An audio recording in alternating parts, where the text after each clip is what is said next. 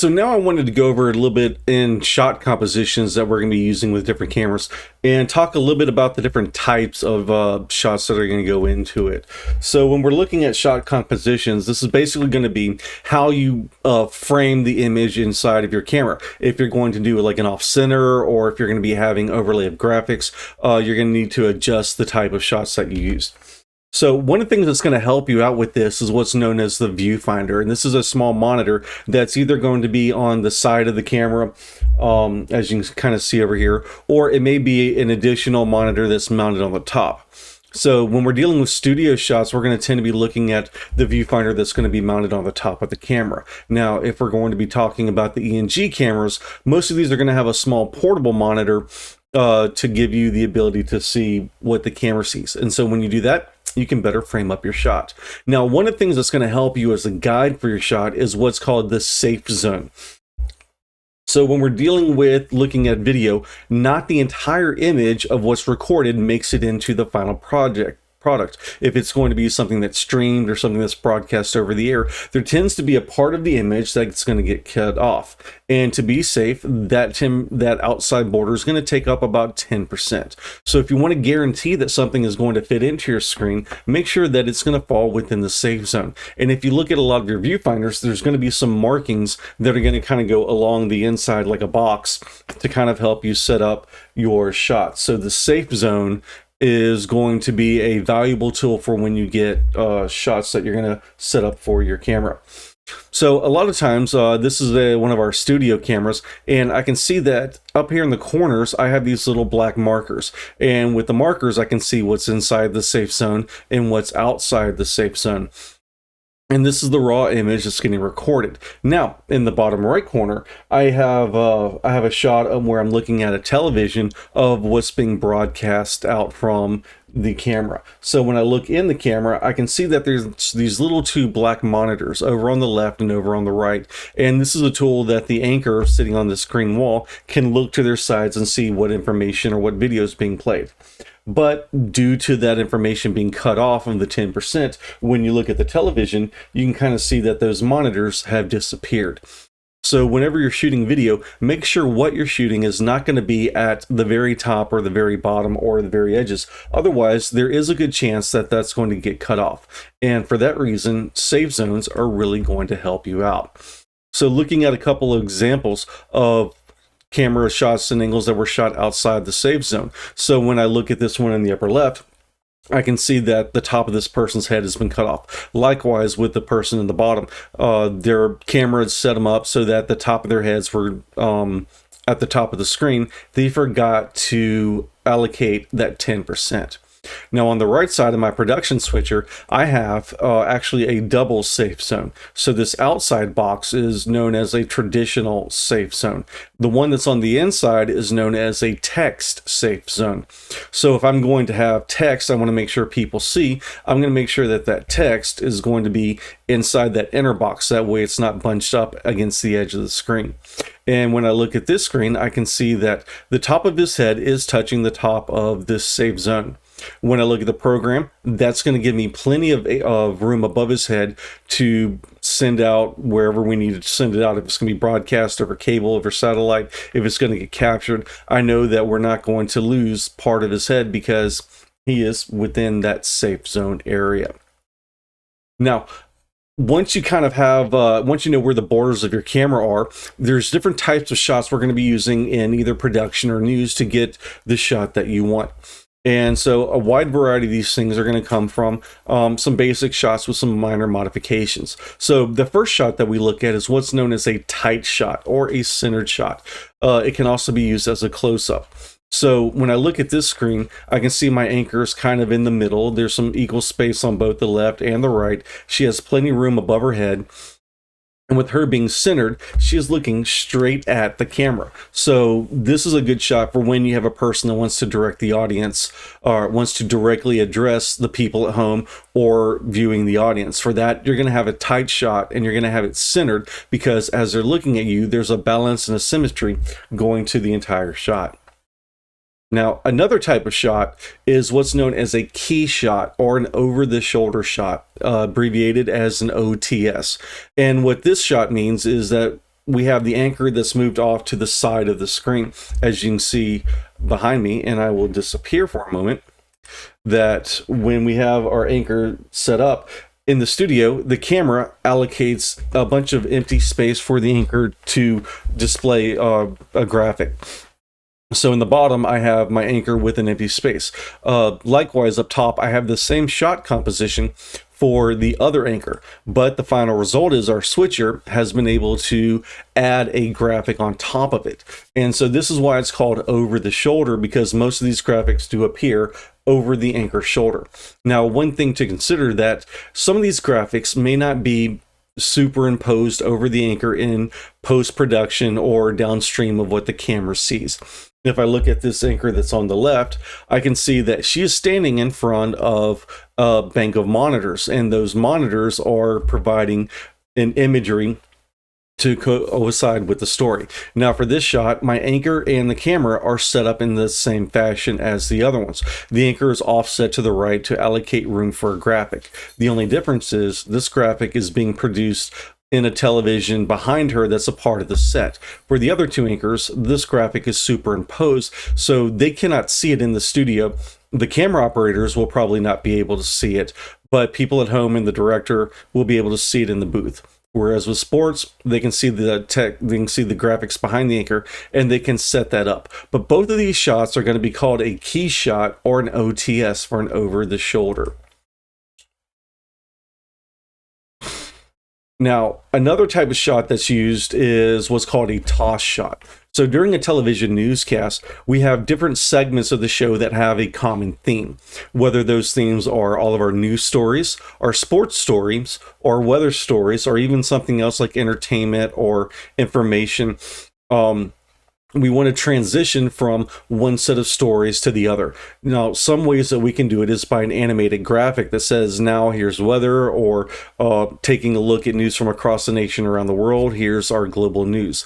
One of the other aspects that can be used is what's known as a toss shot. And a toss shot is basically where one or two of the anchors take the attention of the types of stories they are, and they sort of like toss it over to the next person who's going to take the show and go along with the theme that they have. So what I have in our shot here on the left, we have what's called a weather toss. So our two anchors are talking to our weather anchor, and so they're beginning the weather segment by maybe addressing something they've noticed in the weather. Maybe it's been raining the last couple of days. Will that rain continue? And they'll talk to the weather anchor about that, and the weather anchor will then pick up where they left off and says, you know what, it is going to rain, but I'll tell you how long it's going to happen after we look at some graphics, some maps, and the weather forecast. Likewise, here's another type of toss on the right, where sports is finished doing their collection of stories, and they're now going to take the attention and toss it back to the two anchors. And at this point, sports may do like a quick recap.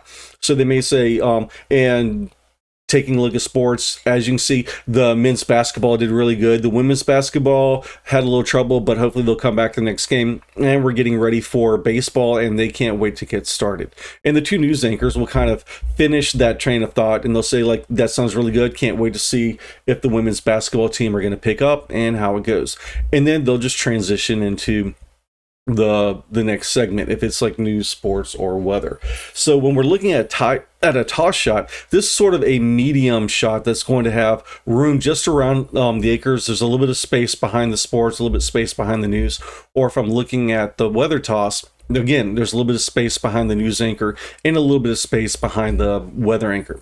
So, and it is possible that not all parts of the human body, you want to set up so that they're not just cutting off the back of someone's shoulders, that there's going to be some space around them for the anchors to kind of move around and fit into the screen. Now, another type of shot that you'll see in news stories is what's known as the stand-up. And the stand-up is when the reporter, or the person who's narrating the story, directly addresses the audience. And they may use a stand-up either to transition from one part of the story into the other, or to provide some extra details or information. And with the stand-up, this is usually going to be a shot that's mostly going to be centered, unless there's some activity going on that might offset the image. And with the stand-up, you're going to have your reporter talking to the camera and addressing them. So it may be someone standing center screen at the location of where the story is taking. In the case of this story in the upper left, this was a story about a lake that had lost all of its water, so the reporter decided to stand in the empty, muddy part of the lake. In this bottom one, our reporters talking about a fundraiser where people will accept money to have a pie pushed into their face. And so that gives that's a fun little angle for a fundraiser. And in this stand-up, the reporter has a pie in her face, and as she finishes talking about what she needs to, she actually participates by pushing the pie into the participant. But in all these cases of the stand-up, your shot is pretty much going to be your anchors in the center, much like a centered shot, and they're going to be directly looking at and addressing the audience. Now, whenever we have a news story, there's always going to be a person that's going to be interviewed. And this person is going to be a person of authority or knowledge on what the topic at hand or for the story is. And when we're dealing with an interview, usually the reporter is standing next to the camera and they are asking the questions. And so when you have an interview shot, your interview subject is not looking at the home audience. They're not looking at the camera. They're looking at the reporter who is standing offset of the camera. And when we set up an interview shot, we want to have a lot of room in front of the anchor. And this is what's called nose room. So you can kind of see there's a lot of space in front of their face, and there's a little bit of space behind them. Likewise, with this other interview shot, you have a lot of space in front of the interview subject, but there's not much space behind them because this is an interview shot. And you can also see, again, they're not looking directly at the audience. They're looking off camera and they're addressing their answers to the reporter. So by having an interview shot, you're able to differentiate when the information is being provided to the reporter as they relate to the audience, or when that information is being sent directly to the viewers at home. So this is a good example of an interview shot where the person has a little bit of room behind them, they've got plenty of room up above them, and they've got plenty of room in front of them.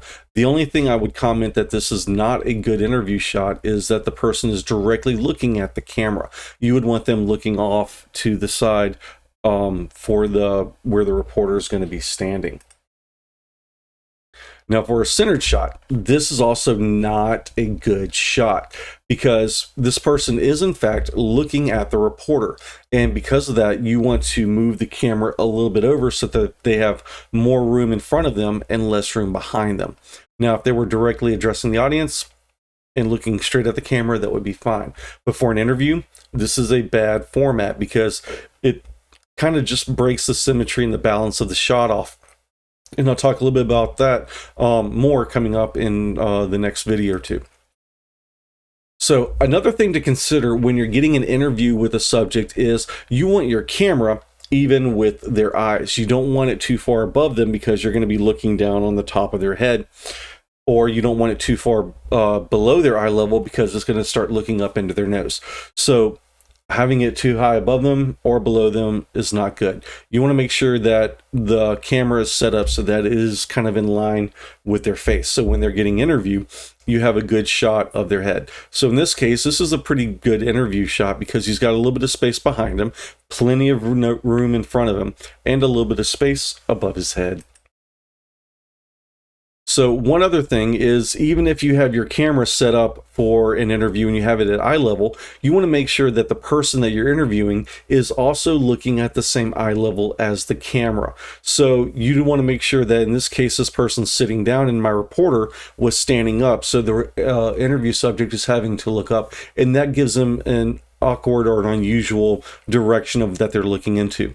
So if your interview subject decides that they want to sit down, and you have the camera set for eye level, grab a chair and sit across from them. That way, instead of looking up, you're going to have them looking directly at the camera.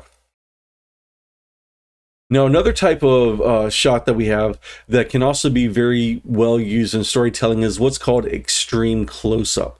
And with this, you are taking the focus or the attention of what you want to show your audience and having it maximized to take up as much room of the screen as possible. In this upper left corner, I have a picture that you can see the reflection of someone in this person's glasses. And this is something that you probably wouldn't see from a wider shot. And in the case of the bottom picture, this is from a movie called Psycho. And this shot was used to help tell a story in many different cutaways and snapshots. But in the end, this achieved the desired effect, and it actually wound up scaring a lot of moviegoers because they'd never seen anything like this. And so for storytelling, it was a very powerful storytelling shot. And so that's just a brief overview of kind of shot composition and what goes into looking at the different types of setups that your camera is going to need. So depending on what you're going to have, if your subject is talking directly to the audience like I am, you're going to want them relatively in the center of your shot. If your subject matter is going to be doing an interview, you want to set the camera up, have it eye level, and then stand next to your camera so that when they do the interview, you can kind of see that they're looking off to the side of the screen. So with shot composition and other types are what we're going to be using in newscasts. Things like centered, over the shoulder, a toss shot. Those are going to be common shots that you're going to be seeing used in television productions, even in studios. Things like documentaries, we're also going to be using this type of shot setup. So we'll talk a little bit more about setting up shot compositions and a couple of rules that will help you out.